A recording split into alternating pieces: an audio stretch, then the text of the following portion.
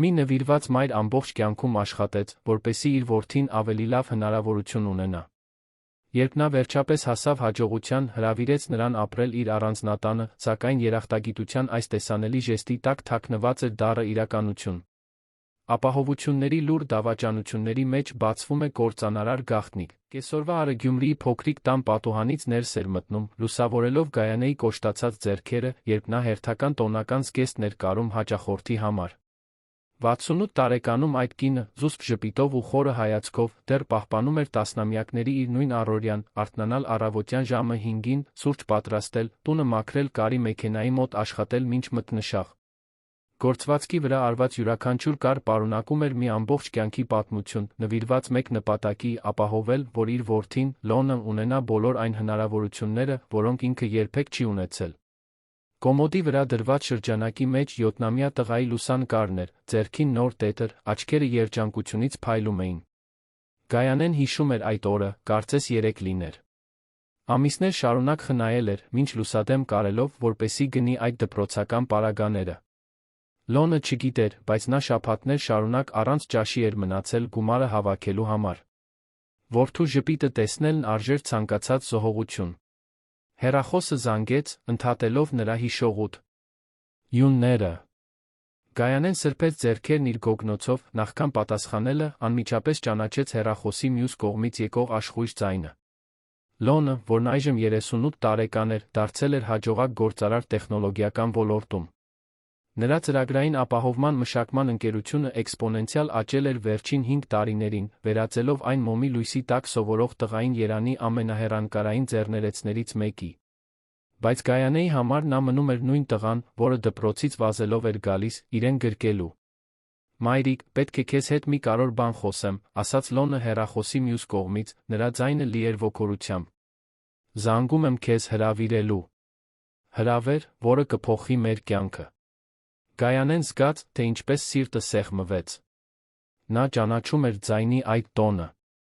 Դա նույնն էր, ինչ Լոնը մանկության տարիներին էր օգտագործում, երբ ցանկանում էր իրեն համոզել մի բանի մեջ, որը կարևոր էր համարում։ Նա ժպտաց, շտկելով ակնոցներն իր քթի վրա։ «Ինչ է եղել, որդիս։ Դու գիտես, որ ես լավ եմ այստեղ։ Ես ունեմ իմ հաճախորդներին, իմ առօրյան։ Հենց դրա մասին եմ ուզում խոսել, մայրիկ։ Դու քո ամբողջ կյանքն անցկացրել ես ինձ խնամելով, անդադար աշխատելով։ Հիմա իմ հերթն է քեզ խնամելու։ Ուզում եմ, որ գաս ինձ հետ ապրելու Երանում։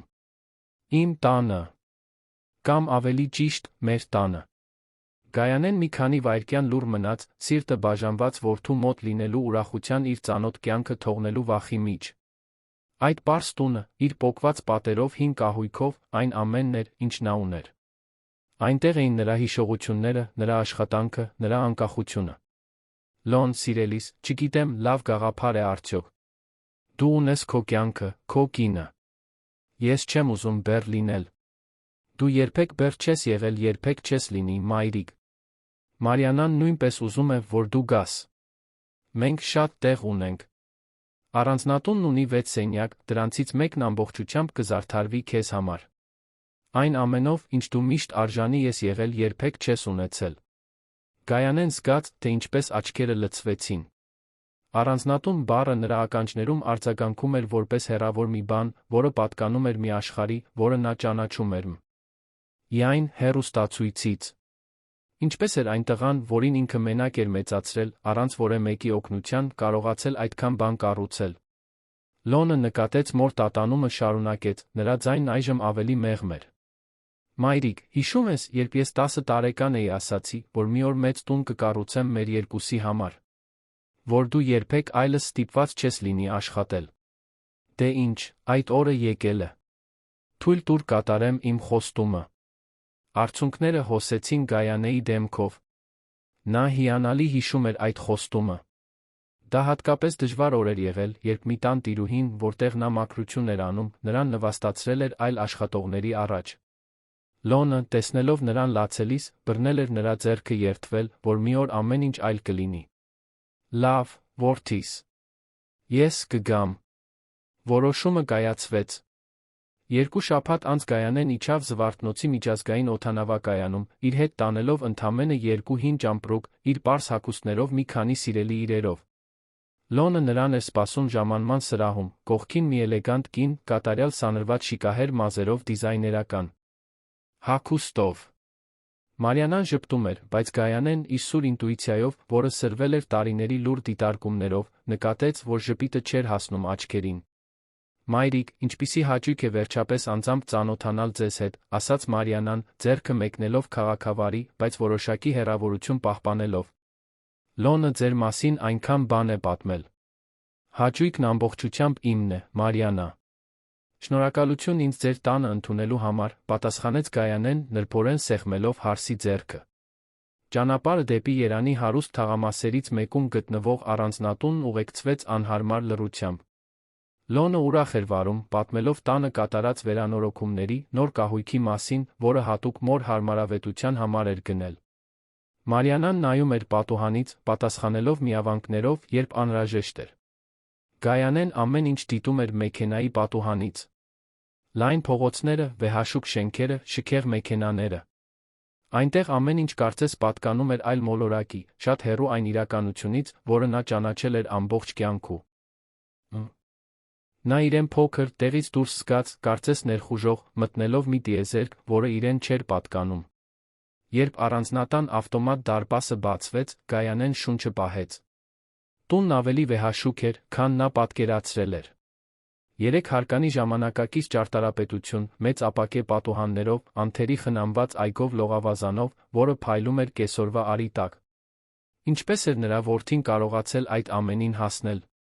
Լոնն օգնեց մորը մեքենայից իջնել, նրբորեն բռնելով նրա ճամպրուկները։ «Բարի գալուստ ձեր նոր տուն, մայրիկ։ Այստեղ դու կունենաս այն ամենը, ինչին միշտ արժանի ես եղել»։ Տուն մտնելուն պես Գայանեին դիմավորեց թարմ ծաղիկների բույրը մարմարե հատակների փայլը, որոնք արտացոլում էին բյուրեղապակյա ջահերի լույսը։ Մարիանան առաջ քայլեց, նրա կրունկները արձագանքում էին լայն միջանցքում։ «Ես ցույց կտամ ձեր սենյակը, մայրիկ։ Հուսով եմ, կհավանեք ձավորումը։ Ես ինքս եմ ամեն ինչ ընտրել»։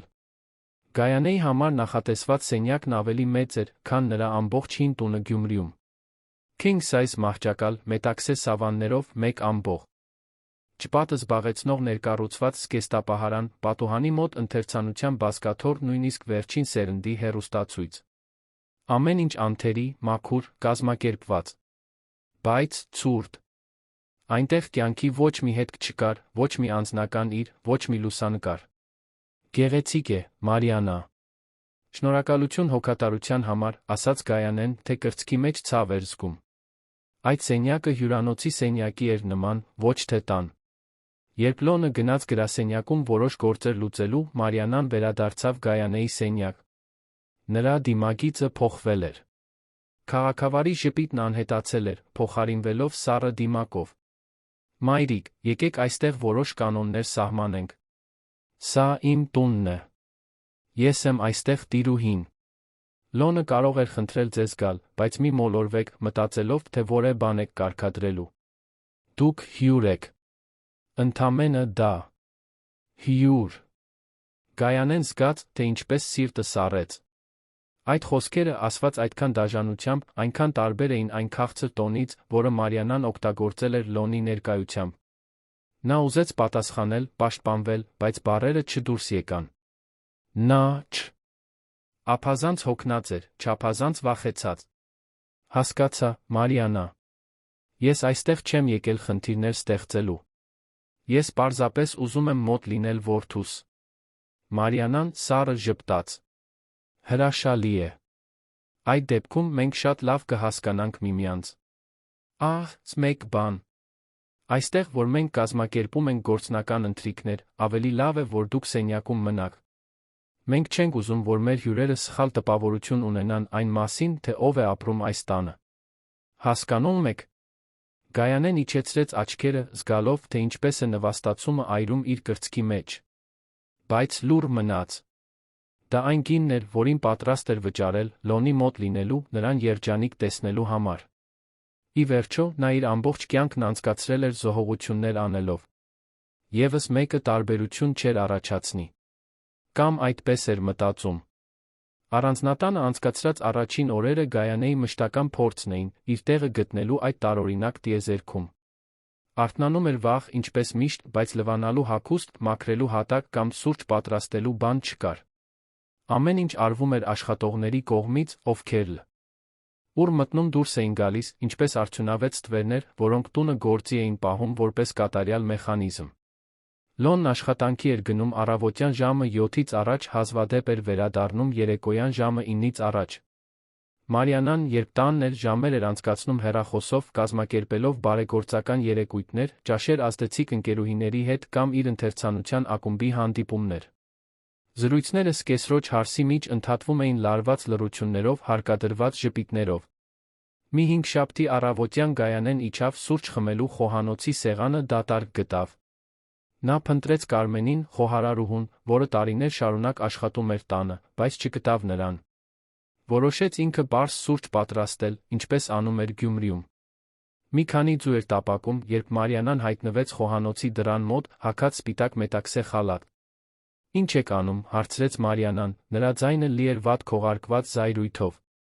«Սոված էի, որոշեցի սուրճ պատրաստել»։ Կարմենին չգտա, չուզեցի անհանգստացնել ոչ ոքի։ Մարիանան մոտեցավ վառարանին։ Կտրուկ շարժումով անջատեց կրակը։ «Մայրիկ, այստեղ մենք կանոններ ունենք։ Խոհանոցը ձեր տեղը չէ խառնվելու համար։ Մենք դրա համար աշխատողներ ունենք։ Կարմենն ունի հանգստյան օր, բայց դա չի նշանակում, որ դուք կարող եք ներխուժել նրա տարածք, անել այն, ինչ ցանկանում եք։ Հասկացաք»։ Գայանեն զգաց, թե ինչպես դեմքը այրվեց ամոթից։ «Կներեք, Մարիանա։ Ես չգիտեի, որ չէի կարող օգտագործել խոհանոցը։ Հիմա գիտեք։ Ես կխնդրեմ Ժասմենին, սենյակապանին, որ ձեզ համար սենյակ բերեն ուտելու բան։ Այդպես ավելի լավ է։ Ավելի զուսպ»։ Զուսպ բառը Գայանեի մտքում արձագանքեց որպես դատավճիռ։ Նրան վերաբերվում էին որպես մի բանի, որը պետք է թաքնված մնար, աչքից հեռու։ Նա առանց այլս որևէ բան ասելու վերադարձավ սենյակ, ստամոքսը չափազանց խառնված, քաղց զգալու համար։ Այդ կեսօրին Լոնը վաղ եկավ տուն, անմիջապես գնաց մորը փնտրելու։ Նրան գտավ բազկաթոռին նստած, հեռու հայացքով պատուհանից նայելիս։ «Մայրիկ, ինչ ես անում այստեղ մենակ։ Ինչու՞։ Չես իջնում հյուրասենյակ։ Կարող ես հեռուստացույց դիտել, ինչ-որ բան կարդալ։ Ես լավ եմ այստեղ։ Որդիս։ Պարզապես վայելում եմ տեսարանը»։ Լոնը նստեց բազկաթոռի թքին, բռնեց մոր ձեռքը։ «Գիտեմ, որ դժվար է հարմարվելը։ Բայց կտեսնես, որ ժամանակի հետ դու քեզ տանը կզգաս»։ Մարիանան երբեմն մի փոքր լուրջ է, բայց լավ սիրտ ունի։ Նրան պարզապես ժամանակ է պետք փոփոխություններին հարմարվելու համար։ Գայանեն հարկադրաբար ժպտաց։ «Մի անհանգստացիր ինձ համար, Լոն։ Ես շատ ուրախ եմ, որ քո կողքին եմ։ Դա այն ամենն է, ինչ ես ուզում էի»։ Լոնը սերտորեն գրկեց մորը։ «Դու իմ կյանքի ամենակարևոր մարդն ես, մայրիկ։ Երբեք մի մոռացիր դա»։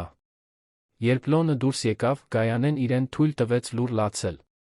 Որդու խոսքերը ջերմացրին նրա սիրտը, բայց չմարեցին ամենօրյա նվաստացումների ցավը, որոնք նա կրում էր։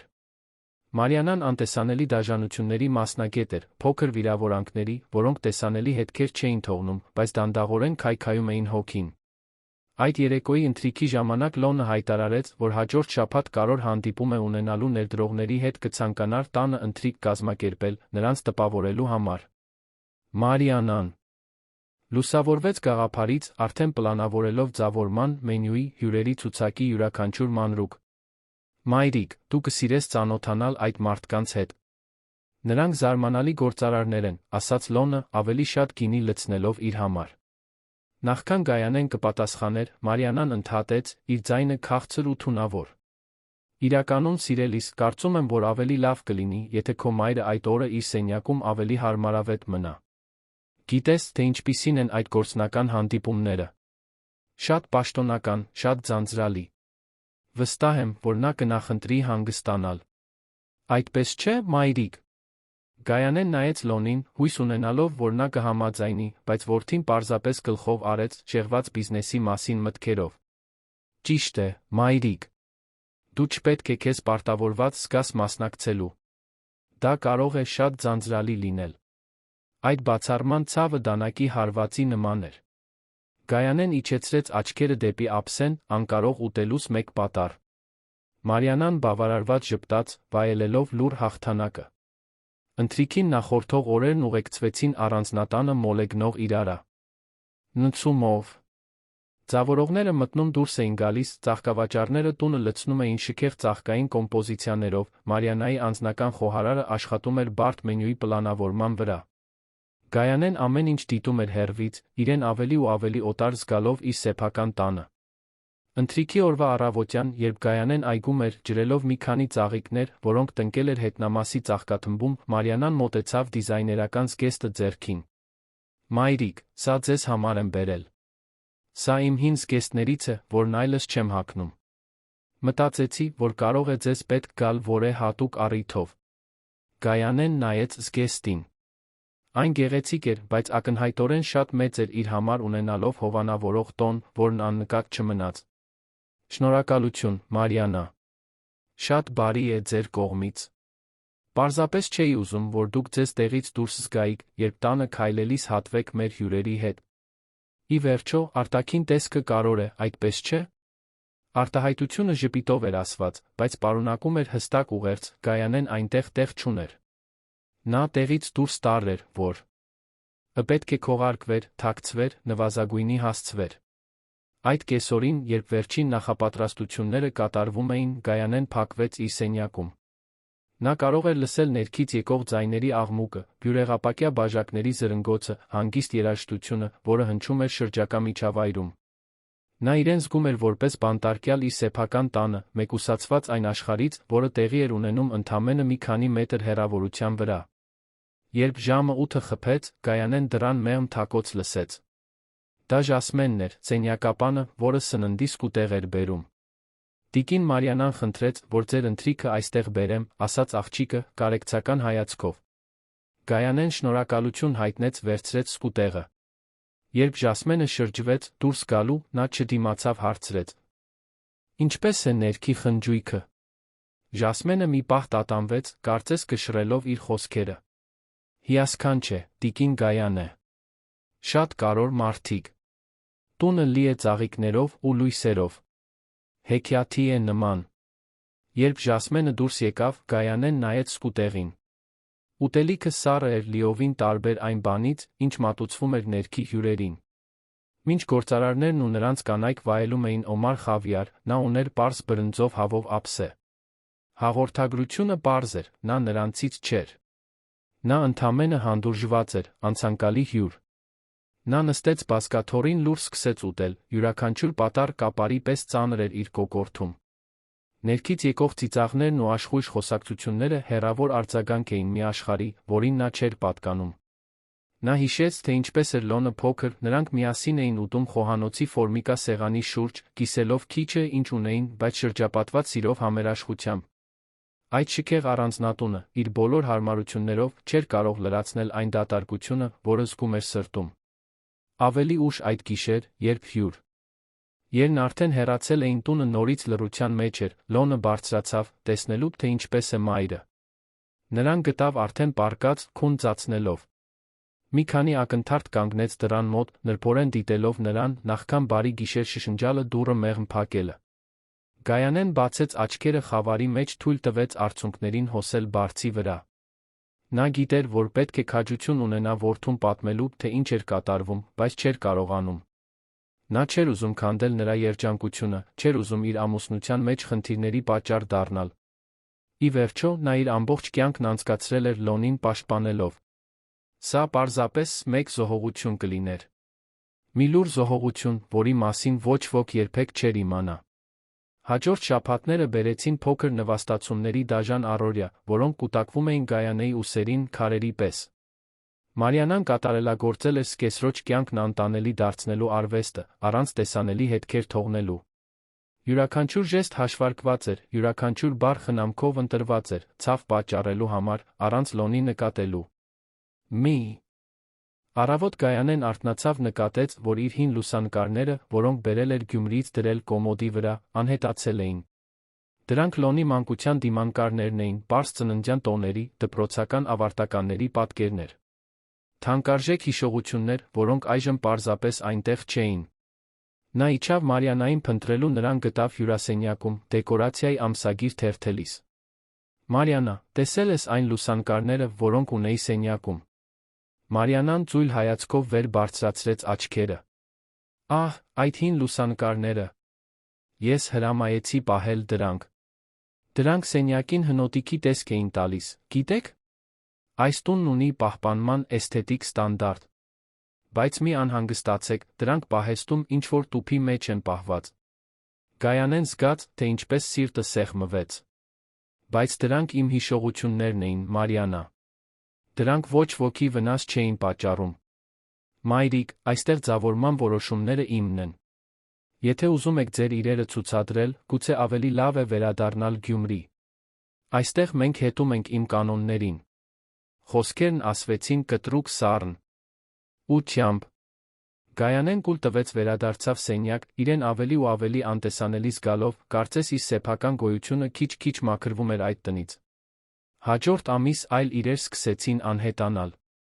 Վարդարան, որով Գայանեն աղոթում էր ամեն գիշեր, Բաղադրատոմսերի գիրք նշումներով, որոնք նրա սեփական մայրը թողել էր նրան, նույնիսկ նրա արյան բարձր ճնշման դեղերից մի քանիսը խորհրդավոր կերպով անհետանում էին։ Երբ նա հարցնում էր, Մարիանան միշտ պատրաստ պատճառ ուներ։ Սպասուհին, հավանաբար, պատահաբար տեղափոխել է, գուցե ընկել է կահույքի հետը, համոզված եք, որ դա մարզերից եք բերել։ Գայանեն գիտեր, որ դա մոռացկոտություն չէր։ Դա միտումնավոր ռազմավարություն էր, ստիպելու նրան զգալ, որ կորցնում է վերահսկողությունը, որ չի կարող վստահել նույնիսկ իր սեփական հիշողությանը։ Խոցելիության զգացումն աճում էր ամեն օր։ Լոնը շարունակում էր ընկղմված լինել իր աշխատանքի մեջ, ուշ գալով, վաղ դուրս գալով։ Այն հազվադեպ պահերին, երբ նրանք միասին էին, Մարիանան խաղում էր կատարյալ կնոջ հոգատար հարսի դերը։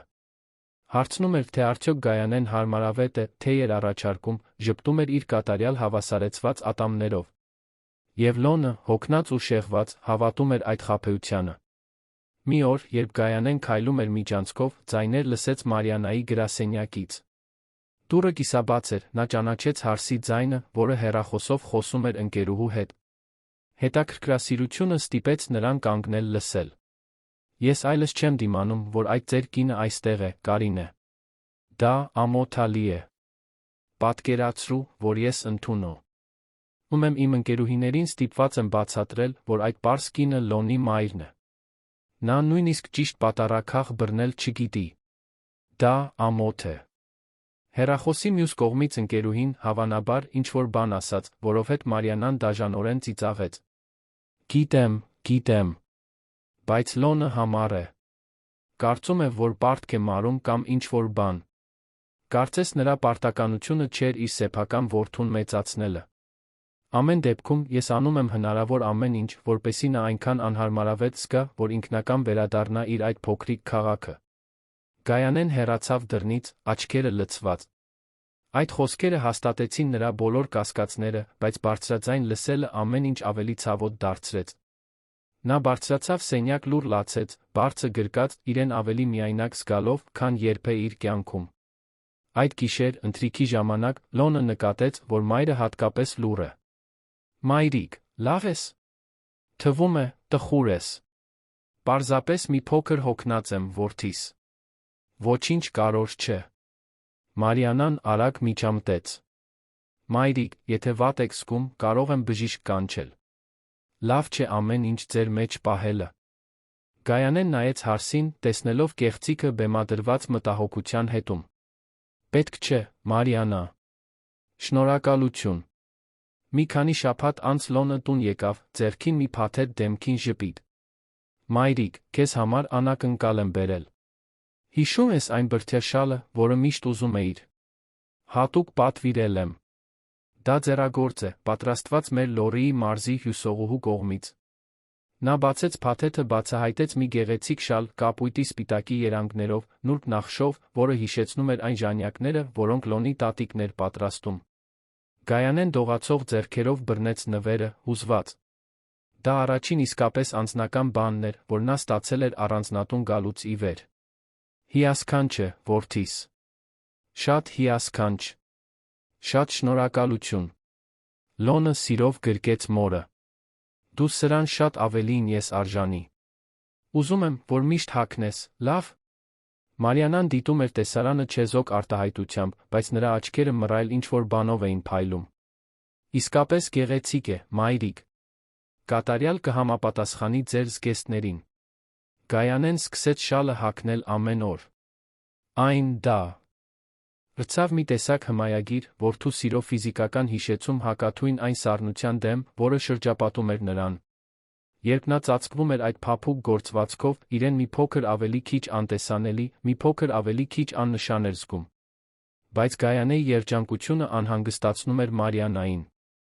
Այդ առանձնատանը հարսը ցանկանում էր բացարձակ վերահսկողություն ունենալ ամեն ինչի բոլորի վրա, սկեսրոջը որևանում հարմարավետություն գտնելը անընդունելի էր։ Մի կեսօր, երբ Լոնը մեկնել էր Երանում տեխնոլոգիական ցուցահանդեսի, Մարիանան առանց թակելու մտավ Գայանեի սենյակ։ Սկեսուրը բազկաթոռին քնած էր, շալը ծածկում էր նրա ոտքերը։ Մայրիկ, արթնացեք։ Պետք է խոսենք։ Գայանեն վախեցած արթնացավ, շտկելով ակնոցները։ Ինչ է եղել, Մարիանա։ Ժամանակն է, որ ամեն ինչ հստակեցնենք։ Դուք այստեղ եք, որովհետև Լոնն ունի ծիծաղելի մեղքի բարդույթ։ Բայց մի մոլորվեք։ Դուք այս ընտանիքի մաս չեք։ Դուք պարտականություն եք։ Բեռ, որը նա կրում է խղճահարությունից։ Եվ որքան շուտ հասկանաք դա վերադառնաք ձեր տեղը, այնքան լավ բոլորի համար։ Գայանեն խոսքերը զգաց մտրակների պես։ Ես երբեք չեմ ուզել բեռ լինել։ Ես պարզապես ուզում էի մոտ լինել որդուս։ Որդուդ մոտ։ Դուք ուզում եք նրա կյանքը ծծել, ապրել նրա հաշվին։ Չեք հասկանում, որ խանգարում եք մեր ամուսնությանը։ Որ ձեր ներկայությունն այստեղ մշտական անհանգստություն է։ Արցունքները հոսում էին Գայանեի դեմքով, բայց նա լուռ մնաց։ Նա ուժ չուներ պաշտպանվելու, բառեր չուներ այդ դաժանության հեղեղի դեմ վիճելու համար։ Մարիանան վերցրեց շալը, որը Գայանեի ոտքերի վրա էր, բռնեց երկու ձեռքով։ Իսկ այս ծիծաղելի կտորն այստեղ։ Կարծում եք, որ դա տարբերություն կունենա։ Կարծում եք, որ բրդի մի կտոր ինչ-որ բան կփոխի։ Գայանեն փորձեց հետ վերցնել շալը, բայց Մարիանան այն հեռացրեց։ Խնդրում եմ, Մարիանա։ Դա Լոնի նվերն էր։ Հենց դրա համար։ Լոնը պետք է դադարի սնուցել այդ հիվանդագին կախվածությունը, որ դուք ունեք նրանից։ Նա պետք է առաջ շարժվի, ապրի իր կյանքը, առանց ձեզ իր մեջքին կրելու, կարծես երեխա լինեիք։ Մարիանան դուրս եկավ սենյակից, իր հետ տանելով շալը, Գայանեին թողնելով մենակ կոտրված։ Ձեր կինը նստած մնաց այնտեղ, դողալով իրեն գրկած, զգալով, որ իր ներսում ինչ-որ բան կտոր է լինում։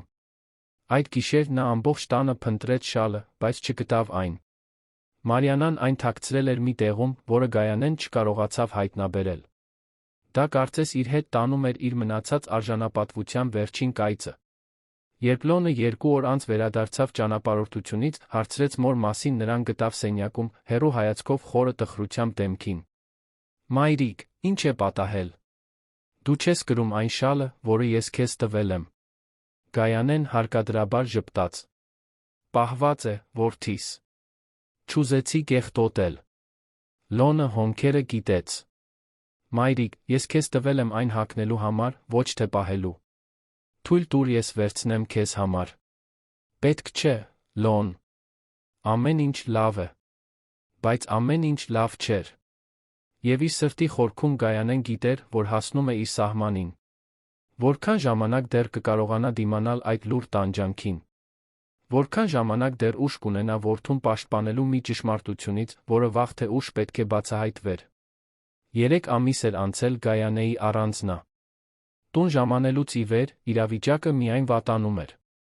Այն կինը, որը մի օր ուժեղ վճռական էր, այժմ քայլում էր միջանցքներով որպես ստվեր, խուսափելով Մարիանայի հետ հանդիպելուց, խոսելով միայն հարցնելիս, ապրելով մի լռության մեջ, որը դանդաղորեն սպառում էր նրան ներսից։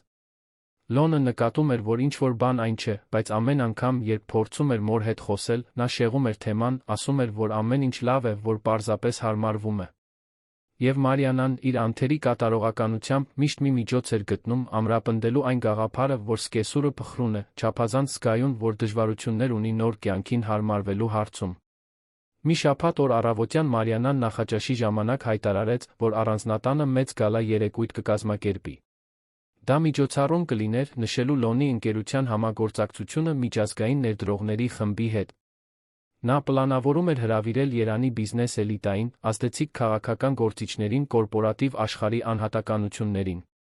Դա տարվա իրադարձությունը կլինի, սիրելիս։ Ուզում եմ, որ մեր տունը փայլի։ Ես կվարձեմ լավագույն մատակարարներին, լավագույն նվագախումբը, ամեն ինչի լավագույնը։ Այս ընթրիքը կամրապնդի մեր դիրքը Երանի հասարակության մեջ։ Լոնը համաձայնեց, ոգորված ավելի անկաշկանդ միջավայրում մասնագիտական կապեր ամրապնդելու հեռանկարով։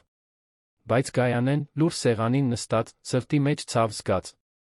Նա գիտեր, որ դա նշանակում է մեկ գիշեր փակված իր սենյակում, մեկ անգամ իրեն վերաբերվել որպես ամոթալի գաղտնիքի, որը պետք է թաքցվեր։ Խնջույքի նախապատրաստությունները գրավեցին ամբողջ տունը։ Մարիանան իր տարերքի մեջ էր, ղեկավարելով ձավորողներին, ծաղկավաճառներին, խոհարարներին, երաժիշտներին։ Առանձնատունը վերածվեց իսկական հեքիաթային պալատի, ներմուծված բյուրեղապակյա ջահերով, ծաղկային կոմպոզիցիաներով, որոնք ավելի շատ արժեին, քան Գայանեն վաստակում էր մեկ տարվա կարի աշխատանքով, միասնական հագուստով մատուցողների թիմով, որոնք շրջում էին, մատուցելով ֆրանսիական շամպայն։ Մեծ օրվա առավոտյան Գայանեին արթնացրեց Ժասմենը, սենյակապանը։ Տիկին Գայանե, տիկին Մարիանան խնդրեց տեղեկացնել, որ խնջ ուйքի ընթացքում դուք պետք է մնաք ձեր սենյակում։ Նա ընթրիքը կուղարկի մոտավորապես ժամը 8-ին։ Գայանեն պարզապես գլխով արեց, առանց զարմանքի։ Դա սպասելի էր։ Բայց այս անգամ այլ բան տեղի ունեցավ։ Մոտավորապես երեկոյան ժամը 6-ին Մարիանան հայտնվեց սենյակի դռան մոտ, ձեռքին սպասուհու զգեստ։ Մայրիկ, պլանները փոխվեցին։ Այսօր պետք է ինձ օգնեք։ Սենյակապաններից մեկը հիվանդացավ, մենք անձնակազմի պակաս ունենք։ Դուք կարող եք մի քանի նախուտեստ մատուցել խոհանոցում։ Ոչինչ շատ բարդ չէ։ Եվ պետք է սա հագնեք։ Նա սպասուհու համազգեստը մեկնեց Գայանեին, որը նայեց հագուստին, ցնցումի նվաստացման խառնուրդով։ Մարիանան ուզում էր, որ նա սպասուհու պես ծառայի իր սեփական տանը, որտեղ ապրում էր, բոլոր հյուրերի առաջ։ Մարիանա, ես չգիտեմ, լավ գաղափար է արդյոք։ Իսկ եթե Լոնը նկատի։ Մարիանան սառը ժպտաց։ Լոնը չափազանց զբաղված կլինի նկատելու համար։ Եվ բացի այդ, դուք ամբողջ օրը ոչինչ չեք անում։ Դա կլինի նպաստելու, օգտակար զգալու միջոց։ Թե նախընտրում եք շարունակել լինել մեռած բեռ այս տանը։ Օգտակար բառը Գայանեի մտ քում արձագանքեց։ Գուցե Մարիանան ճիշտ էր։ Գուցե նա իսկապես պետք է մի միջոց գտներ, նպաստելու, իր ներկայությունն այնտեղ արդարացնելու համար։ Նա դողացող ձեռքերով վերցրեց համազգեստը, համաձայնեց։ Խնջույքը սկսվեց երեկոյան ժամը 8-ին։ Առանձնատունը շքեղ էր, լի էլեգանտ մարդկանցով, աշխույժ խոսակցություններով, բյուրեղապակյա բաժակների մշտական զրնգոցով։ Լոնը շրջում էր հյուրերի միջ, հպարտությամբ ներկայացնելով իր կնոջը, գործարքներ կնքելով, ծիծաղելով քաղաքական կատակների վրա։ Գայանեն խոհանոցում էր, սպասուհու համազգեստով, կազմակերպում էր կանապեների սկուտեղներ։ Խոհարարը, մի ամբարտավան ֆրանսիացի, Պիեր անունով, կտրուկ տոնով հրամաններ էր տալիս, նրան վերաբերվելով որպես պարզապես մեկ ժամանակավոր աշխատակցի։ Ամեն անգամ, երբ Գայանեն սխալ էր դնում նախուտեստը սկուտեղի վրա, նա անհամբերորեն աչքերը պտտում էր։ Հենց խոհանոցից այս գնալ գալերից մեկի ժամանակ տեղի ունեցավ ամենավատը։ Գայանեն շամպայնի սկուտեղ էր տանում, երբ հյուրերից մեկը, կարմիր զգեստով շքեղ զարդերով մի վեհաշուկ կին, նրան կանգնեցրեց միջանցքում։ Ուք այնտեղ, աղջիկ։ Որտեղ է զուգարանը։ Գայանեն մի պահ տատանվեց, հասկանալով, որ կինը նրան շփոթել է սպասուհու հետ։ Միջանցքի վերջում ձախ կողմում է, տիկին։ Կինը նրան վերից վար նայեց արամարանքով։ Շնորհակալություն։ Եվ փորձիր չթափել այդ շամպայնը, լավ։ Այդ բաժակներն ավելի շատ արժեն, քան դու մեկ տարում ես վաստակում։ Գայանեն իջեցրեց աչքերը, շարունակեց քայլել, զգալով, որ արցունքները սպառնում են հոսել։ Բայց ամենավատը դեռ առջում էր։ Ավելի ուշ այդ գիշեր, երբ խնջույքը հասնում էր իր գագաթնակետին, Գայանեին հանձնարարվեց մատուցել հիմնական ուտեստները։ Հենց այդ ժամանակ Մարիանայի ընկերուհիներից մեկը, Նարինեն անունով մի կին, որը հայտնի էր իր սուր լեզվով իր անտեղի հետաքրքրասիրությամբ, մոտեցավ նրան խոհանոցում։ Դուք նոր եք այստեղ։ Երբեք ձեզ չէի տեսել Մարիանայի խնջույքներում։ Գայանեն չգիտեր, թե ինչ պատասխանել։ Նախքան նա որևէ բան կասեր, Մարիանան հայտնվեց, ընդհատեց խոսակցությունը։ Ահ, Նարին է։ Սա տիկին Գայանեն է։ Շատ սիրելի մի տիկին, որին իմ ամուսինն ընդունել է բարեգործությունից դրդված։ Նա շատ դժվար վիճակում էր մեր մարզում, Լոնը, իր այդ մեծ սրտով, օգնություն առաջարկեց։ Նա այստեղ է ապրում, ժամանակավորապես օգնում է տան գործերին։ Դա նրա համար իր ստացած բարությունը հատուցելու միջոց է։ Մարիանայի խոսքերը դաշույնի հարվածի պես էին։ Գայանեն զգաց, թե ինչպես հողը անհետացավ իր ոտքերի տակից։ Նրան ներկայացնել որպես բարեգործության շահառու, որպես մեկի, ով այնտեղ էր խղճահարությունից, վերջնական նվաստացումն էր։ Նարինեն նայեց Գայանեին, խղճահարության հիվանդագին հետաքրքրասիրության խառնուրդով։ Ինչպիսի գեղեցիկ ժեստ Լոնի կողմից։ Միշտ գիտեի, որ նա առատաձեռն սիրտ ունի։ Մարիանա, դուք պետք է սուրբ լինեք, որ այդպես եք ընդունում անծանոթի ձեր տանը։ Մարիանան ժպտաց կեղծ համեստությամբ։ Ահ, ես անում եմ այն, ինչ կարող եմ։ Ի վերջո, մենք պետք է օգնենք քիչ բախտավորներին, այդպես չէ՞։ Գայանեն խոհանոցից դուրս եկավ, քարշ տալով ոտքերը թուլացած, սիրտը կոտրված։ Նա կարողացավ հասնել տան հետնամասի սպասարկման զուգարան, նախքան անզուսպ արցունքների մեջ ընկնելը։ Այնտեղ, այդ փոքրիկ զուգարանի սառը ատակին նստած, նա զգաց, որ ամեն ինչ կորցրել է։ Իր արժանապատվությունը, իր արժեքը, իր սեփական ինքնությունը։ Նա այլս Լոնի մայրը չէր, այն կինը, որը նրան մեծացրել էր այդքան սիրով զոհողությամբ։ Նա պարզապես անծանոթ էր, որին ընդունել էին բարեգործությունից դրդված։ Նա մնաց այնտեղ անորոշ ժամանակով, փորձելով հավաքվել, մինչ Ժասմենը սենյակապանը թակեց դուռը։ Տիկին Գայանե, լավ եք։ Գայանեն սրբեց արցունքները, բացեց դուռը։ Լավ եմ, Ժասմեն։ Պարզապես մի պահի կարիք ունեի։ Ժասմենը նրան նայեց անկեղծ կարեկցանքով։ Դուք սրան արժանի չեք, տիկին Գայանե։ Այստեղ բոլորս գիտենք, թե ով եք դուք։ Դոկտոր Լոնի մայրը։ Այն, ինչ տիկին Մարիանան անում է, շատ սխալ է։ Գայանեն երախտագիտությամբ բռնեց աղջկա ձեռքը։ Շնորհակալություն, Ժասմեն։ Բայց խոստացիր, որ ոչինչ չես ասի Լոնին։ Ես չեմ ուզում խնդիրներ առաջացնել։ Նա վերադարձավ խոհանոց, շարունակեց մեխանիկորեն աշխատել, մատուցելով ուտեստներ, հավաքելով կեղտոտ ամանեղեն, մաքրելով մակերեսներ։ Նա այնքան էր ընկղմված իր ցավի մեջ, որ նույնիսկ չնկատեց, երբ Լոնը մտավ խոհանոց։ Ավելի շատ սառույց փնտրելու։ Երբ վերջապես տեսավ նրան, արդեն ուշ էր թաքնվելու համար։ Լոնը կանգնեց ճանապարհի կեսին, աչքերը լայն բացված ցնցումից, տեսնելով մորը սպասուհու համազգեստով, դեմքը այտուցված լացից։ Մայրիկ, ի՞նչ ես անում այստեղ։ Ինչու։ Ես այդպես հագնված։ Նախքան Գայանեն կպատասխաներ, Մարիանան հայտնվեց Լոնի հետից, նրա դիմագիծը արագորեն փոխվեց մտահոգության դիմակի։ Լոն, ես կարող եմ բացատրել։ Քո մայրը պնդեց օգնել։ Ասաց, որ իրեն անօգուտ է զգում, ուզում է ինչ-որ կերպ նպաստել։ Ես փորձեցի հետ պահել նրան, բայց նա անդրդվելի էր։ Լոնը նայեց կնոջից մորը, շփոթված։ Մայրիկ, դա ճիշտ է։ Գայանեն նայեց որդուն, այդ մարդուն, որին ինքը սիրում էր ավելի շատ, քան իր կյանքը, տեսավ հնարավորություն, վերջապես ճշմարտությունն ասելու։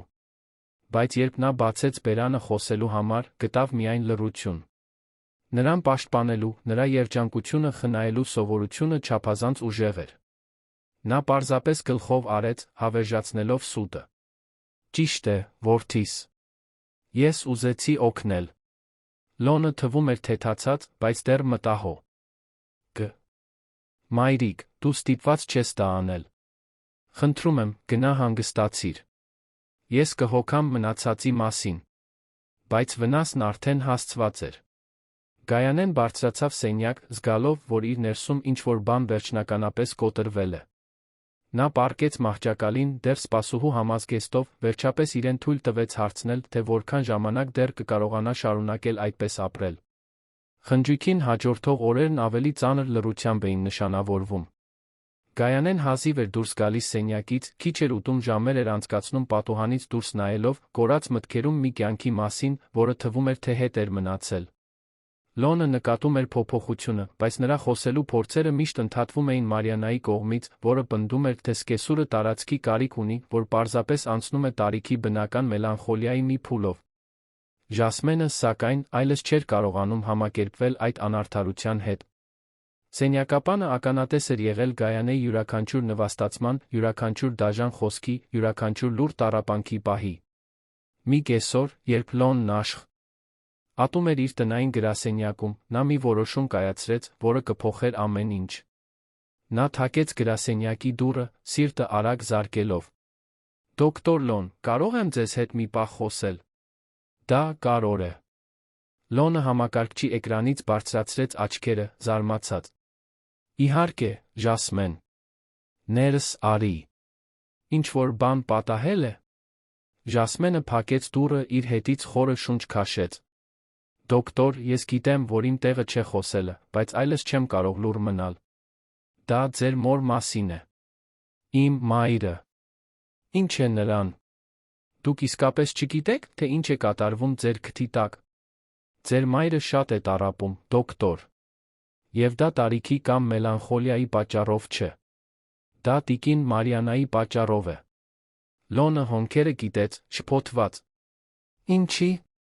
մասին ես խոսում, Ժասմեն»։ Աղջիկը սկսեց պատմել այն ամենը, ինչ տեսել էր, ամենօրյա նվաստացումները, խորհրդավոր կերպով անհետացող իրերը, դաժան խոսքերը, որոնք ասվում էին, երբ Լոնը տանը չէր, այն ձ, թե ինչպես Մարիանան Գայանեին վերաբերվում էր որպես սպասուհու, սոցիալական իրադարձություններից համակարգված բացառումը։ Նա խոսեց անհետացած Շալիմ ասին, հարկադրաբար պահված լուսանկարների մասին, խնջույքի կեղծիքի մասին, որտեղ Գայանեն ներկայացվել էր որպես բարեգործության շահառու։ Լոնն ամեն ինչ լսում էր ավելի ու ավելի անհավատալի դեմքով։ Դա չի կարող ճիշտ լինել։ Մարիանան երբեք նման բան չէր անի։ Դու պետք է չափազանցնում ես, սխալ ես մեկնաբանում իրավիճակները։ Ժասմենն սպասում էր այդ արձագանքին։ Ես ապացույցներ ունեմ, դոկտոր։ Վերջին ամիսներին ես սկսեցի որոշ զրույցներ ձայնագրել։ Ես չէի ուզում դա անել, բայց զգում էի, որ մի օր պետք է ապացուցեմ այն, ինչ ասում եմ։ Նա ցույց տվեց հեռախոսը, որտեղ պահել էր Մարիանայի Գայանեին վիրավորող, անարգող, նրա մասին սարսափելի բաներ ասող ձայնագրությունները։ Լոնը լսեց ձայնագրությունները, զգաց, թե ինչպես արյունը սառեց նրա երակներում։ Այդ ձայնը, որը նա այդքան լավ էր ճանաչում, աներակայելի բաներ էր ասում իր մոր մասին։ Նրան անվանում էր անպետք ծերուհի, մակաբույծ, մեռած բեռ։ Դաժանորեն ծիծաղում էր, պատմելով, թե ինչպես էր թաքցրել Գայանեի դեղերը, ինչպես էր ոչնչացրել նրա լուսանկարները։ Դա չի կարող պատահել, շշնջ։ Աց Լոնը, դեմքը գունատ։ Ինչպես չնկատեցի։ Ժասմենը նրբորեն դրեց ձեռքը նրա ուսին։ Դուք չեք նկատել, որովհետև վստահում էիք։ Եվ որովհետև ձեր կինը շատ լավ է ձացնում։ Բայց ձեր մայրը տառապում է, դոկտոր։ Նա քիչ-քիչ հյուծվում է, կորցնելով ապրելու ցանկությունը։ Եվ ամեն ինչ անում է լուռ, որովհետև չի ուզում վնասել ձեր երջանկությանը։ Լոնը զգաց զայրույթի, մեղքի տխրության խառնուրդ։ Նա կտրուկ վեր կացավ աթոռից։ Որտեղ է մայրս հիմա։ Սենյակում է, դոկտոր։ Ինչպես միշտ։ Լոնը 2 աստիճանով բարձրացավ աստիճաններով առանց թակելու մտավ մոր սենյակ։ Գայանեն նստած էր բազկաթոռին, ձեռքերը դատարկ ծնկներին, հեռու հայացքով։ Որդուն տեսնելով, փորձեց ժպտալ։ Լոն, որդիս։ Ինչ-որ բանի կարիք ունես։ Լոնը ծնկի իջավ մոր արջ ամուր բռնեց նրա ձեռքերը։ Մայրիկ, ինչու։ Երբեք ինձ չպատմեցիր։ Գայանեն զգաց, թե ինչպես սիրտը արագացավ։ Ինչ պատմել, Լոն։ Ամեն ինչի մասին։ Այն մասին, թե ինչպես է Մարիանան վերաբերվում քեզ։ Նվաստացումների, վիրավորանքների, ամեն ինչի մասին։ Արցունքները սկսեցին հոսել Գայանեի դեմքով։ Նա այլևս ստիպված չէր ձացնել, այլևս ստիպված չէր ուժեղ լինել։ Ես չէի ուզում քանդել քո ամուսնությունը, որդիս։ Ես չէի ուզում խնդիրների պատճառ լինել քո կնոջ միջ։ Ես արդեն այնքան խնդիրներ եմ առաջացրել կյանքում։ Լոնն ավելի ուժեղ սեղմեց մոր ձեռքերը։ Դու երբեք խնդիր չես եղել իմ կյանքում, մայրիկ։ Երբեք։ Դու այս աշխարհում ամենաշատը սիրածս մարդն ես։ Եվ ես ձախողեցի քեզ հետ։ Ես ձախողեցի քեզ պաշտպանելիս, նկատելիս, թե ինչ էր կատարվում։ Դա քո մեղքը չէ, Լոն։ Ես ընտրեցի լուռ մնալ։ Բայց դա պետք է անհրաժեշտ չլիներ։ Դու պետք է քեզ տանը զգայիր այստեղ։ Դու պետք է վերաբերվեիր այն հարգանքով սիրով, որին արժանի ես։ Այդ պահին սենյակի դուռը բացվեց, Մարիանան մտավ, նրա կրունկները արձագանքում էին փայտե հատակին։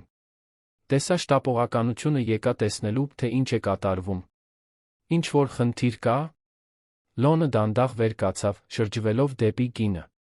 Նրա ձայնը հանգիստ էր, բայց դրանում կար մի սառնություն, որը Մարիանան երբեք չէր լսել։ Այո, Մարիանա։ Մենք շատ մեծ խնդիր ունենք։ Ես վերջապես հայտնաբերեցի, թե ով ես դու իրականում։ Մարիանայի դեմքը գունատվեց։ Ինչի՞ մասին ես խոսում։ Ես խոսում եմ այն ամենի մասին, ինչ դու արել ես իմ մոր հետ։ Բոլոր նվաստացումները, բոլոր վիրավորանքները, բոլոր դաժանությունները, որոնք դու մտածում էիր, որ ես երբեք չեմ բացահայտի։ Մարիանան փորձեց վերականգնել իր հանգստությունը, հարկադրելով նյարդային ժպիտ։ Լոն, թույլ տուր բացատրեմ։ Քո մայրը մանիպուլյատոր է։ Նա փորձում է մեզ բաժանել։ Նա չի կարողանում ընդունել, որ դու ունես քո սեփական կյանքը։ Լոնը մի քայլ արեց դեպի կինը, նրա ձայնը դողում էր զսպված զայրույթից։ Մի համարձակվիր մեղադրել իմ մորը։ Նա լուր տառապել է ինձ պաշտպանելու համար, որպեսզի չքանդի իմ երջանկությունը։ Մինչդեռ դու, այն մարդը, ում ես վստահում էի, նրա կյանքը դժոխքի ես վերածել։ Մարիանան փորձեց մեկ այլ ռազմավարություն, արցունքները սկսեցին հոսել։ Լոն, ներիր ինձ։ Ես չէի ուզում, որ ամեն ինչ հասներ այս կետին։ Պարզապես ես ինձ սպառնալիքի տակ էի զգում, խանդում էի քո մոր հարաբերություններին։ Խանդը չի արդարացնում դաժանությունը։ Եվ դա խանդ չէ։ Մարիանա։ Դա մաքուր չարություն էր։ Դու հաճույք էիր ստանում իմ մորը տառապելուց։ Այդ պահին Լոնը մի բան հիշեց։ Շալը։ Այն շալը, որը ես տվել էի մորս, որն անհետացել է։ Որտե՞ղ է։ Մարիանան տատանվեց, բայց հասկացավ, որ փախչելու տեղ չկա։ Պահեստում է։ Ես թաքցրել եմ։ Գնա, բեր։ Հիմա։ Մարիանան դուրս եկավ սենյակից, րոպեներ անց վերադարձավ շալը ձեռքին։ Բայց երբ նա այն տվեց Լոնին, նա նկատեց, որ գործվածքը մի քանի տեղից պատռված էր, կարծես ուժով տրորված լիներ։ Դու ես դա արել, հարցրեց Լոնը, ձայնը գրեթե շշուկ։ Մարիանան չպատասխանեց, բայց նրա լռությունը բավարար պատասխան էր։ Լոնը շրջվեց դեպի մայրը, նորից ծնկի իջավ նրա կողքին, նրան տալով ոչնչացված շալը։ Մայրիկ, ներիր ինձ։ Ներիր ինձ, որ այդքան գույր էի, այդքան բացակա։ Ներիր ինձ, որ չնկատեցի քո տառապանքը։ Գայանեն գրկեց որդուն, վերջապես իրեն թույլ տալով լացել բոլոր արցունքները, որոնք պահել էր ամիսներ շարունակ։ Պետք չէ ներողություն խնդրել, որդիս։ Դու չգիտեիր։ Բայց պետք է իմանայի։ Պետք է ավելի ուշադիր լինեի։ Այսուհետ ամեն ինչ այլ կլինի։ Շատ այլ։ Լոնը վեր կացավ, անդրդվելի վճռականությամբ նայեց Մարիանային։ Ուզում եմ, որ դու դուրս գաս այս տնից։ Հիմա։ Լոն, դու ճիշտ չես մտածում։ Մենք ամուսնացած ենք։ Մենք միասին կյանք ենք կառուցել։ Մենք մի սուտ ենք կառուցել։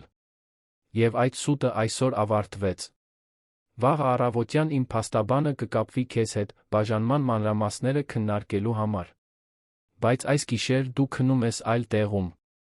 Մարիանան փորձեց վիճել, աղաչեց, լացեց, բայց Լոնն անդրդվելի էր։ Նա վարորդ կանչեց, նրան հյուրանոց տանելու համար կանգնած մնաց այնտեղ, ամուր, մինչ նա դուրս եկավ դռնից։ Երբ մեքենան վերջապես հեռացավ, նա վերադարձավ մոր սենյակ, նստեց նրա կողքին։ Մայրիկ, այլս երբեք թույլ չեմ տա, որ ոչ ոք քեզ ցավ պատճառի։ Երբեք այլս։ Գայանեն բռնեց որդու ձեռքը, ամիսների ընթացքում առաջին անգամ հույսի կայծ զգալով։ Գուցե, վերջապես, ամեն ինչ սկսի բարելավվել։ Հաջորդ օրերը խորը փոխակերպման էին։ Լոնը չեղարկեց իր բոլոր հանդիպումները, ամբողջությամբ նվիրվեց մորը խնամելուն։ Նրան տարավ բժշկի, պարզեց, որ բարձր ճնշումը վատացել էր մշտական սթրեսի պատճառով։ Վարձեց էմոցիոնալ տրավմաների մասնագետ թերապ։ Բայց ամենակարևորը, ժամեր անցկացրեց նրա հետ զրուցելով, լսելով պատմություններ, որոնք երբեք չէր լսել, վերականգնելով մի կապ, որը քայքայվել էր առօրյայի Մարիանայի միջամտության պատճառով։ Գայանեն, քիչ-քիչ, սկսեց նորից լինել ինքը։ Նա իր լուսանկարները վերադարձրեց սենյակ, նոր ծաղիկներ տնկեց այգում, նորից սկսեց ժպտալ։ Առանձնատունը, որը նախկինում շքեղ բանտ էր թվում, վերջապես սկսում էր տուն հիշեցնել։ Մինչդեռ Լոնի փաստաբանը դոկտոր Ռուբենը արագորեն աշխատեց բաժանման ընթացակարգերի վրա։ Հենց իր գրասենյակում կայացած հանդիպման ժամանակ կարևոր հայտնագործություն արվեց։ Լոն, պետք է քեզ մի բան ցույց տամ, ասաց Ռուբենը, բացելով փաստաթղթերի պանակը։ Հիշո՞ւմ ես նախամուսնական պայմանագիրը, որը ստորագրել էիր, երբ ամուսնացել էիր Մարիանայի հետ։ Մի փոքր եմ հիշում։ Այդքան վաղուց էր։ Դե ինչ, այստեղ կա մի կետ, որը կարող է շատ կարևոր լինել։ Դա 15-րդ էջում է։ Ռուբենը մատնանշեց կոնկրետ պարբերություն։ Գրված է, որ ձեր մորն կատմամբ ցանկացած լուրջ անհարգալից վերաբերմունքի, վատ վերաբերմունքի կամ նվաստացման դեպքում կհանգեցնի ամուսնության ընթացքում ձեռք բերված բոլոր ընդհանուր գույքի ավտոմատ կորստի։ Լոնը լայն բացեց աչքերը։ Ինչպես է դա հայտնվել այնտեղ։ Ռուբենը ժպտաց։ Հիշում ես, որ ես քեզ խորհուրդ տվեցի պայմանագրում ներառել հատուկ պաշտպանություններ։ Այն ժամանակ դու ինձ ասացիր, որ քո մայրը քո կյանքի ամենակարևոր մարդն է, որ ուզում ես ապահովել, որ նրան միշտ հարգանքով վերաբերվեն։ Մենք ներառեցինք այդ կետը որպես պաշտպանության միջոց։ Երբեք չէի պատկերացնի, որ այն անհրաժեշտ կլինի օգտագործել։ Լոնը զգաց հուզմունքի ալիք։ Նույնիսկ երբ նա ավելի երիտասարդ էր, արդեն մտածում էր մորը պաշտպանելու մասին։ Եվ հիմա դա էական էր ապացուցվել։ Այն ապացույցներով, որոնք մենք ունենք, Ժասմենի ձայնագրությունները տան այլ աշխատողների վկայությունները, այս կետը կատարյալ կիրառելի է։ Մարիանան կկորցնի իրավունքը ցանկացած գույքի բաժանման վրա։ Նա կդուրս գա այս բաժանումից միայն այն բանով, ինչ բերել էր ամուսնության մեջ։ Լոնը լուռ մշակ է։ Տեղեկատվությունը։ Նրա մի մասը բավարարություն էր զգում, իմանալով, որ Մարիանայի գործողությունների համար արդար հետանքներ կլինեն։ Բայց մյուս մասը, այն, որը դեռ պահպանում էր նրանց միասին ունեցած երջանիկ պահերի հիշողությունները, տխրության խայթոց էր զգում։ Արա այն, ինչ պետք է անել, Ռուբեն։ Բայց ես ուզում եմ, որ ամեն ինչ արվի օրինական թափանցիկ կերպով։ Ես վրեժ չեմ ուզում։ Ես արդարություն եմ ուզում։ Մի քանի շաբաթ անց Լոնը մի որոշում կայացրեց, որը զարմացրեց նույնիսկ իր մորը։ Նա խնջույք կկազմակերպեր, բայց այս անգամ այլ կլիներ։ Նա կհրավիրեր նույն մարդկանց, ովքեր ներկա էին եղել այն ճակատագրական ընթրիքին, որտեղ Գայանեն նվաստացվել էր։ Եվ այս անգամ ճշմարտությունը կբացահայտվեր։ Մայրիկ, գիտեմ, որ դա կարող է դժվար լինել քեզ համար, բայց ես պետք է դա անեմ։ Ես պետք է, որ այդ մարդիկ իմանան, թե ով ես դու իրականում։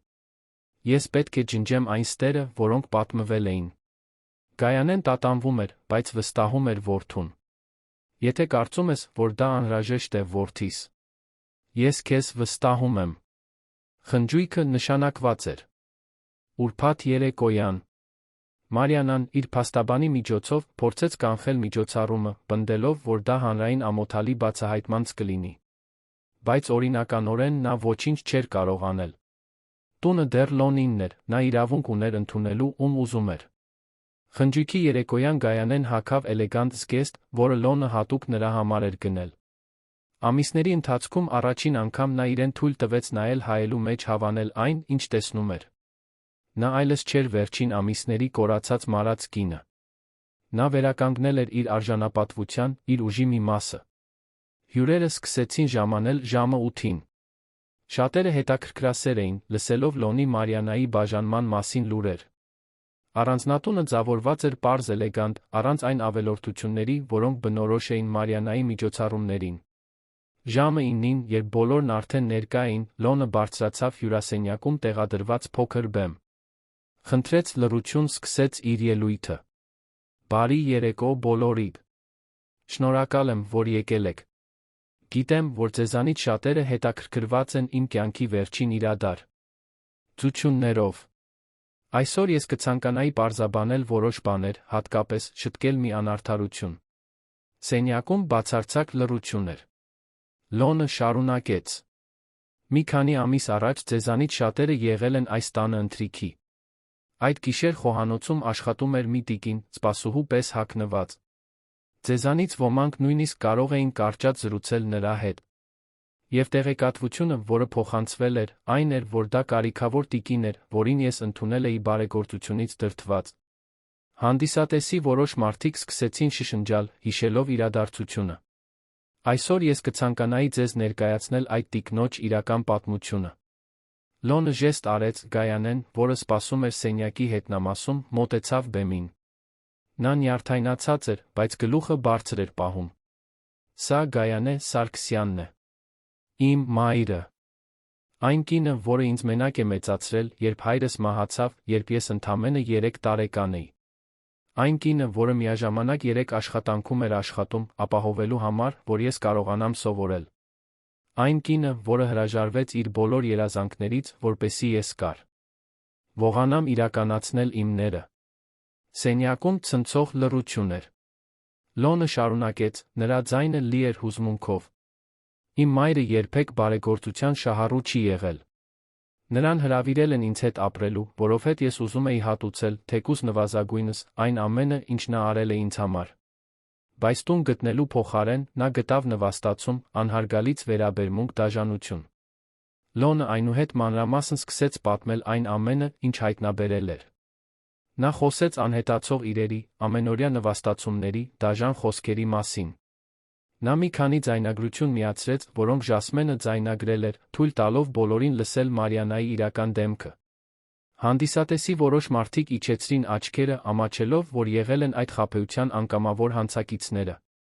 Մյուսները նայում էին Գայանեին, խղճահարության հարգանքի խառնուրդով։ Նարինեն, Մարիանայի ընկերուհին, որը զրուցել էր Գայանեի հետ այդ գիշեր, վեր կացավ իր տեղից, տեսանելիորեն հուզված։ «Լոն, տիկին Գայանե, ես ներողություն եմ խնդրում իմ սրտի խորքից։ Ես հավատացի ստերին։ Ես պետք է նկատեի»։ Գայանեն գլխով արեց, նրբաճաշակ։ «Դուք չէիք կարող իմանալ»։ Մարիանան շատ համոզիչ էր։ Լոնն ավարտեց իր ելույթը. «Ես կազմակերպեցի այս հանդիպումը ոչ թե վրեժխնդրության, այլ արդարության համար։ Իմ մայրը արժանի է, որ բոլորն իմանան, թե ով է նա իրականում։ Մի ուժեղ, արժանապատիվ կին, որը դիմակայել է դժվարություններին, որոնք մեզանից շատերը նույնիսկ չեն կարող պատկերացնել։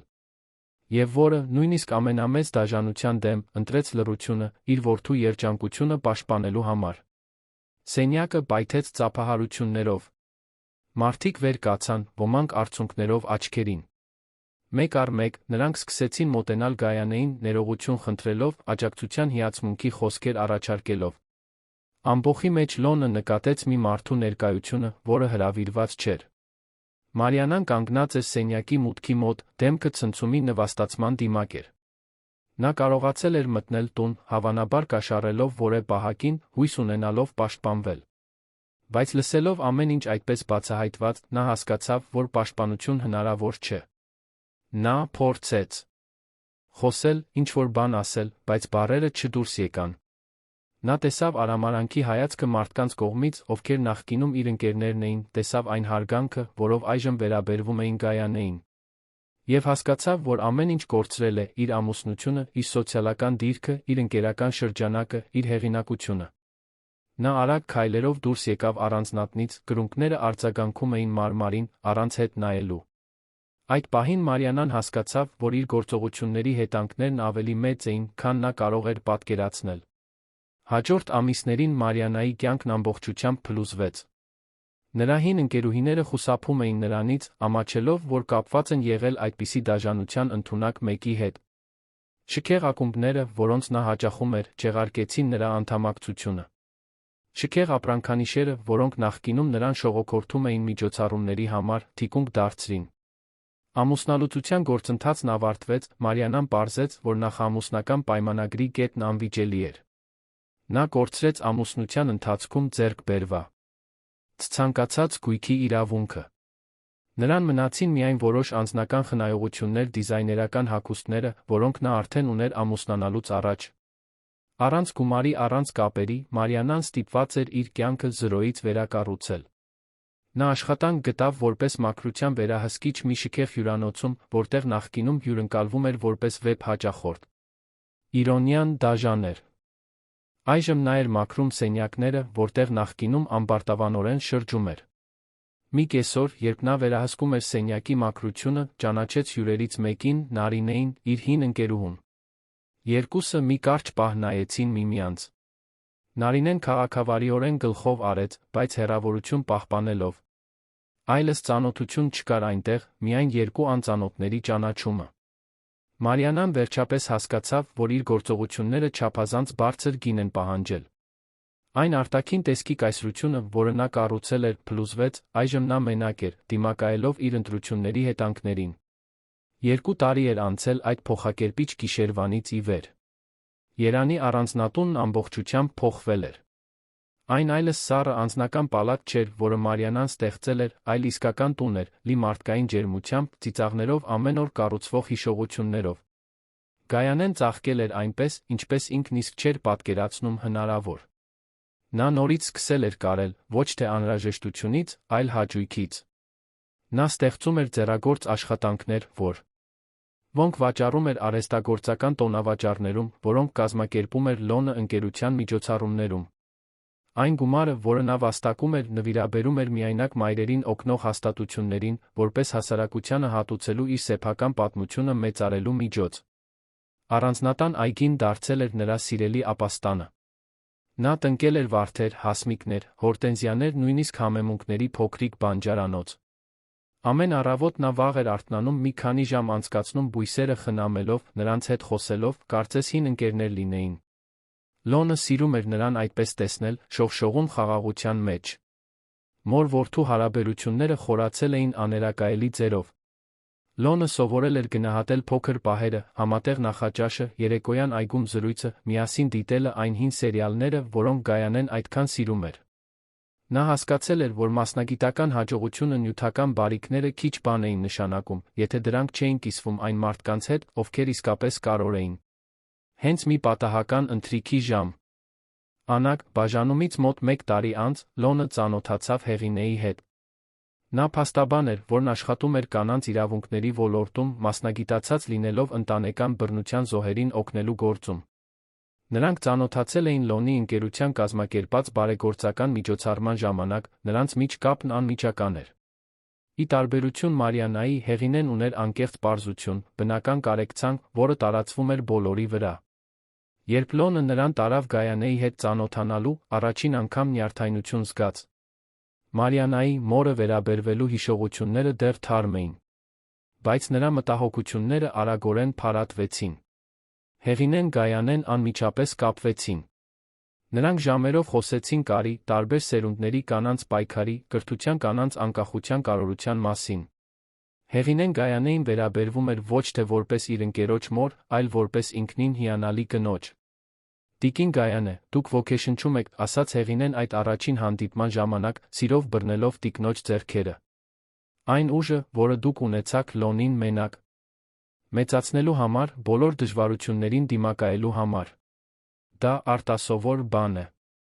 Գայանեն զգաց, թե ինչպես աչքերը լցվեցին։ Նա սովոր չէր այդպես դիտարկվելուն, որպես հիացմունքի արժանի մեկի։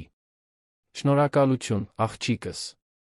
Դու նույնպես շատ հատուկ աղջիկ ես թվում ինձ։ Հաջորդ ամիսներին Լոնի Հեղինեի հարաբերությունները ծաղկեցին։ Նա մշտական ներկայություն դարձավ առանձնատանը, միշտ հարգալից Գայանեի նկատմամբ, միշտ նրան ներառելով զրույցներում, որոշումներում։ Երբ Լոնը Հեղինեին ամուսնության առաջարկ արեց, նա պնդեց, որ մայրը ներկա լինի այդ պահին։ Հարսանիքը պարզ հուզիչ էր, կայացավ առանձնատան այգում, որը Գայանեն այդքան սիրում էր։ Քիչ մարդիկ էին հրավիրված, միայն ամենամոտերը։ Արարողության ընթացքում Լոնը ելույթ ունեցավ, որը հուզեց բոլորին։ Հեղինե, դու ամուսնանում ես ոչ միայն ինձ հետ։ Դու միանում ես մի ընտանիքի, որի հիմնաքարը իմ մայրն է։ Եվ ես գիտեմ, որ դու հասկանում ես դա, որ դու գնահատում ես դա։ Դա բազմաթիվ պատճառներից մեկն է, թե ինչու եմ քեզ սիրում։ Հեղինեն ժպտաց արցունքների միջից։ Տիկին Գայանե։ Ոչ միայն այն տղամարդու մայրն է, ում ես սիրում եմ։ Նա այն ամենազարմանալի կանանցից մեկն է, ում ես երբեք հանդիպել եմ։ Ես պատիվ եմ զգում լինել նրա ընտանիքի մաս։ Գայանեն նստած առաջին շարքում հագած կապույտ զգեստ, որն ինքն էր կարել, լացեց երջանկությունից։ Դրանք լիովին տարբեր արցունքներ էին այն արցունքներից, որոնք նա թափել էր Մարիանայի հետ անցկացրած մռայլ ամիսներին։ Դրանք ուրախության, երախտագիտության, ապագայի հույսի արցունքներ էին։ Ամուսնությունից 1 տարի անց Հեղինեն հղիացավ։ Լուրը նորացված ուրախություն բերեց տուն։ Գայանեն շողշողում էր տատիկ դառնալու հեռանկարից։ Նա ամիսներ անցկացրեց մանկական հագուստներ հյուսելով, երեխայի սենյակը պատրաստելով, Հեղինեի հետ կիսվելով այն պատմություններով, թե ինչպես էր մեծացրել Լոնին։ Երբ փոքրիկ Անին ծնվեց, Գայանեն թոռնուհուն բռնեց իր գրկում զգաց, կարծես մի ցիկլ էր ավարտվում։ Այդ փոքրիկ աղջիկը ներկայացնում էր նոր սկիզբ, մի սերունդ, որը կմեծանար շրջապատված իսկական սիրով, փոխադարձ հարգանքով, ամուր արժեքներով։ Հեղինեն Լոնը պնդեցին, որ Գայանեն ներառված Լ. ինի Անիի կյանքի յուրաքանչյուր կարևոր պահին։ Նա ներկա էր առաջին բառերին, առաջին քայլերին, ծննդյան տոներին։ Եվ երբ աղջիկը մեծանում էր, նա հատուկ կապ զարգացրեց տատիկի հետ։ Անին սիրում էր ժամեր անցկացնել այգում Գայանեի հետ, սովորելով ծաղիկների մասին, լսելով պատմություններ այն ժամանակվանից, երբ տատիկը երիտասարդ էր։ Աղջիկն ուներ հատուկ զգայունություն, հասկանում էր, որ իր տատիկը շատ հատուկ մեկն էր, մեկը, ով շատ բան էր ապրել, այդքան բան ուներ սովորեցնելու։ Մի կիրակի կեսօր, երբ Անին 6 տարեկան էր, աղջիկը հարցրեց շալի մասին։ Գայանեն վերականգնված կտորը պահում էր իր սենյակի հատուկ տուփի մեջ։ Գործվածքը խնամքով կարվել էր մասնագետ արհեստավորի կողմից, բայց պատրվածքների հետքերը դեռ տեսանելի էին։ Տատիկ, ինչու՞։ Այս շալը պատրված։ Գայանեն նայեց թոռնուհուն, գշրելով իր խոսքերը։ Դա տխուր պատմություն է, փոքրիկս։ Բայց դա նա նոր սկզբի պատմություն է։ Եվ նա պատմեց երեխայի տարիքին հարմարեցված ձով իր ապրած դժվար պահերի մասին, ներողամտության կարողության մասին, այն մասին, թե ինչպես է իսկական սերը ճիշտ ճանապարհ գտնում։ Անին ուշադիր լսեց, այնուհետ ասաց մի բան, որը զարմացրեց Գայանեին։ Տատիկ, երբ մեծանամ, կսովորեմ կարել, ինչպես դու։ Եվ քեզ համար նոր շալ կսարքեմ։ Մեկը, որը պատրվածքներ չի ունենա։ Մեկը, որը պարզապես գեղեցիկ կլինի։ Գայանեն ուժեղ գրկեց թոռնուհուն, սիրտը լի հուզմունքով։ Այդ ժեստը այդքան բան էր ներկայացնում, շարունակականությունը, սերը, որը հավերժանում էր սերունդների միջով, հին վերքերի բուժումը։ Տարիները հանգիստ անցան։ Անին մեծացավ, շրջապատված կանանց ուժի օրինակներով, տատիկը, որը հաղթահարել էր աներակայելի դժվարություններ, մայրը, որը պայքարում էր կանանց իրավունքների համար, հայրը, որը սովորել էր գնահատել հարգել իր կյանքի կանանց։ Աղջիկը կլանում էր այդ արժեքները որպես սպունգ, զարգացնելով իր տարիքի համար հազվադեպ կարեկցանք սոցիալական գիտակցություն։ Մի գարնանային կեսօր, երբ Գայանեն լրացավ 72 տարեկանը, Լոնը փոքրիկ խնջույք կազմակերպեց այգում։ Մինչ բոլորը տոնում էին, նա խորին երախտագիտությամբ դիտում էր տեսարանը։ Իր մայրը, շրջապատված մարդկանցով, ովքեր անկե ղծորեն սիրում էին նրան։ Հեղինեն, իր կինը, գործընկերը բոլոր առումներով։ Անին, իր դուստրը, որը մեծանում էր ճիշտ արժեքներով։ Նա մտածեց, թե ինչպես կարող էր իր կյանքը տարբեր լինել, եթե ժամանակին չբացահայտեր, թե ինչ էր կատարվում իր մոր հետ։ Նա մտածեց Մարիանայի մասին, երկար ժամանակ հետո առաջին անգամ զայրույթ չզգաց։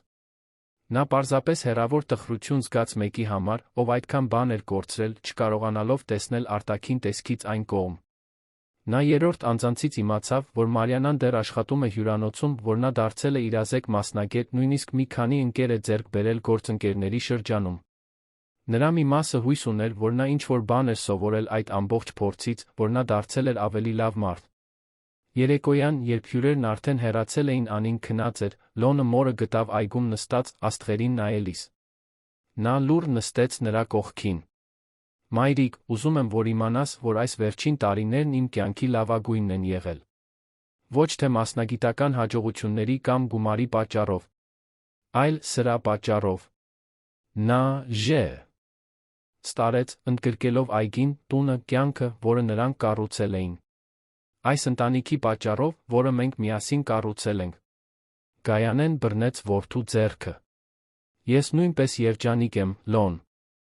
Ավելի երջանիկ, քան երբեք կարող էի պատկերացնել։ Գիտես, այդ դժվար ամիսներին ես մտածում էի, որ սխալ էի թույլ տվել, ընդունելով քո հրավերը։ Բայց հիմա տեսնում եմ, որ անհրաժեշտ էր անցնել դրանով, որպեսզի հասնենք այստեղ։ Որ դու սովորես, որ ես սովորեմ, որպեսզի կառուցենք մի իսկական բան։ Դու միշտ սովորեցրել ես, որ փոթորիկից հետո գալիս է խաղաղությունը։ Դու ճիշտ էիր։ Մի քանի րոպե նրանք հարմարավետ լռության մեջ անցկացրին, պարզապես վայելելով միմյանց ընկերակցությունը գիշերվա մեղմ ձայնը։ Հանկարծ Անին հայտնվեց դռան մոտ, քնաթաթախ աչքերը շփելով։ Տատիկ, հայրիկ, չեմ կարողանում քնել։ Կարող եմ ձեզ հետ մնալ այստեղ։ Գայանեն ձեռքերը մեկնեց։ Արի, թոռնուհիս։ Արի նստիր այստեղ տատիկի մոտ։ Աղջիկը վազեց տատիկի գիրկը հարմարվեց այնտեղ, ապահով սիրված։ Լոնը նայեց այդ տեսարանին զգաց, թե ինչպես իր սիրտը լցվեց խորը խաղաղու թիամբ։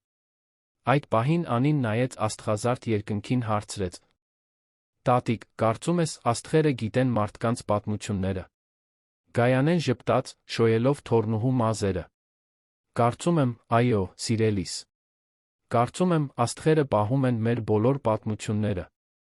Տխուր երջանիկ։ Եվ գիտեն, որ ի վերջո, սերը միշտ հաղթում է։ Լոնը գրկեց իր կյանքի երկու ամենակարևոր կանանց, զգալով անսահման երախտագիտություն այդ պահի համար։ Նա մտածեց իր կատարած ընտրությունների, սխալների հաջողությունների մասին, եզրակացրեց, որ ամեն ինչ արժեր, եթե նրան հասցնում էր այստեղ։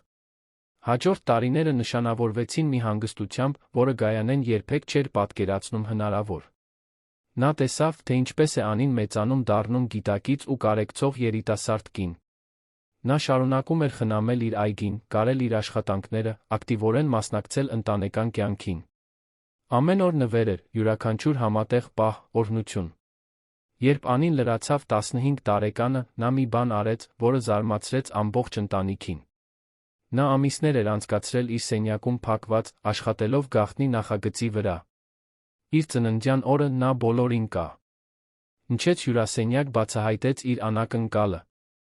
Տատիկ, հիշում ես, երբ փոքր էի, խոստացավ, որ քեզ համար նոր շալ կսարքեմ։ Գայանեն գլխով արեց, նրբորեն ժպտալով։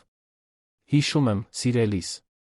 Անին նվերների թղթով փաթաթված տուփ բերեց տվեց տատիկին։ Ես կատարեցի իմ խոստումը։ Հուզմունքից դողացող ձեռքերով Գայանեն բացեց տուփը, այնտեղ գտավ մի գեղեցիկ շալ։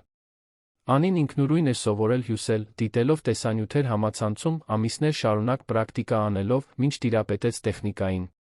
Շալը կապույտի, մանուշակագույնի ոսկեգույնի երանգներով էր, աստղային նախշով, որը հիշեցնում էր այն զրույցը, որը նրանք ունեցել էին տարիներ առաջ այգում։ Հիասքանչ է, թոռնուհիս։ Շատ հիասքանչ։ Բայց ավելին կա, տատիկ։ Ահա, այստեղ։ Անին մատնանշեց շալի եզրերից մեկը, որտեղ նա ասույթ էր ասեղնագործել, սերը միշտ հաղթում է։ Գայանեն ուժեղ գրկեց թոռնուհուն, լացելով հուզմունքից։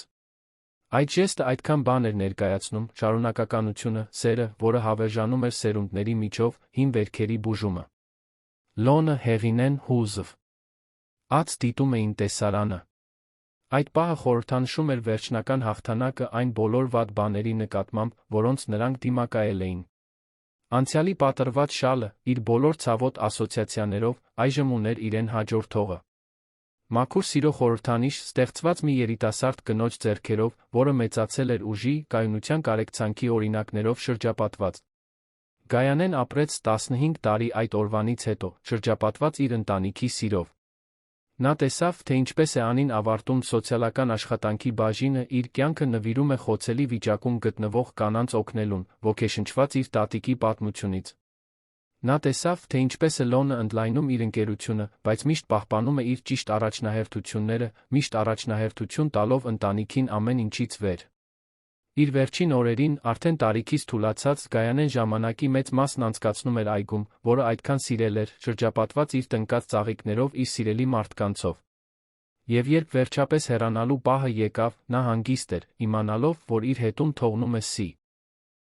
ուժի ներողամտության ժառանգություն։ Հուղարկավորության ժամանակ Անին, որն արդեն 30 տարեկան կին էր, հուղարկավորության ելույթ ունեցավ։ Նա խոսեց տատիկի մասին ոչ թե որպես տառապած զոհի, այլ որպես հաղթանակած փրկվածի։ Մի կին, որը ընտրել էր սերը նույնիսկ այն ժամանակ, երբ կյանքը նրան առաջարկում էր միայն դառնանալու պատճառներ։ Մի կին, որը օրինակով սովորեցրել էր արժանապատվության իրական իմաստը։ Եվ երբ բոլորը հեռացան, Լոնը մենակ մնաց մոր գերեզմանի առաջ, նա այնտեղ դրեց այն շալը, որը Անին էր սարքել, սիրո նորացման այդ խորհրդանիշը։ Նա շշնջաց վերջին հրաժեշտը. «Շնորհակալություն, մայրիկ։ Ամեն ինչի համար։ Յուրաքանչյուր զոհողության, սիրո յուրաքանչյուր պահի համար, ինձ սովորեցնելու համար, թե ինչն է իսկապես կարոր կյանքում։ Քո պատմությունն այստեղ չի ավարտվում։ Այն շարունակվում է ինձանում, Հեղինեում, Անիում, բոլոր նրանցում, ովքեր շոշափվել են քո օրինակով։ Սերը միշտ հաղթում է, մայրիկ։ Դու մեզ դա սովորեցրել ես։ Եվ ես կապահովեմ, որ մենք երբեք չմոռանանք»։ Քամին մեղմորեն փչեց այդ պահին, ստիպելով ծաղ իգներին պարել գերեզմանի շուրջ։ Եվ Լոնը զգաց, որ ինչ-որ կերպ իր մայրն այնտեղ է, ժպտում է, վերջապես խաղաղության մեջ, իմանալով, որ իր կյանքը, չնայած բոլոր դժվարություններին, արժեր։ Որովհետև ի վերջո Գայանեն չէր հիշվի տառապանքի պահերով, այլ սիրո պահերով։ Ոչ թափված արցունքներով, այլ համատեղ ժպիտներով։ Ոչ դիմակայած նվաստացումներով, այլ պահպանված արժանապատվությամբ։